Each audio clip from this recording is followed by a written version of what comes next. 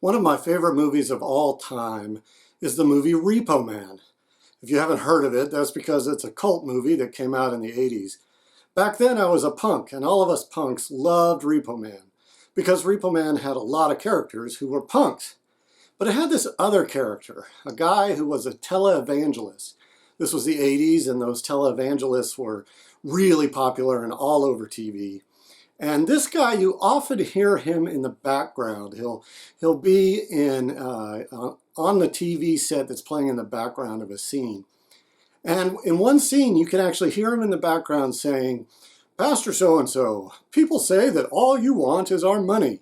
And then he replies, "Yes, that's true. I do want your money. God wants your money." Which is particularly hilarious because it feels like these guys are suddenly truly honest.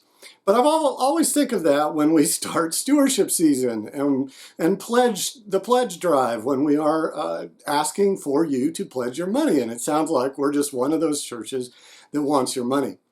But I will tell you a little secret. I do want your money. But the reason I want your money is not so that I can buy a jet or necessarily that we can even keep the lights on in the church. The reason I want your money is because I am in charge of your souls. One way of describing my position is to say that I have a cure. I have a cure of your souls. That's my job, to watch over your souls. And pledging is a deeply spiritual act that will transform your soul. Pledging makes you a more generous person. Pledging increases your trust in God as you write down an amount of money you're going to try to give over the next year with all of its uncertainties. Pledging reduces the hold that money has over you, the fear, the desire for money, and helps replace it with the love of God. And finally, pledging unites you with Christians all over the world right now and Christians all the way back to the first apostles. So I definitely do want your money. I want your money because I care about your soul.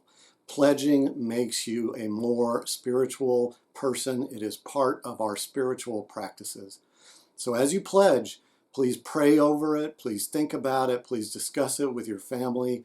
If you have pledged before, I ask you to really consider moving yourself up into another pledging level. Challenge yourself a bit. If you've never pledged, please consider making a small pledge just to start, just to see how it begins to transform you. Above all, please know that I love you and I mostly want you, and that I hope that this pledge season is spiritual and transformative for your soul.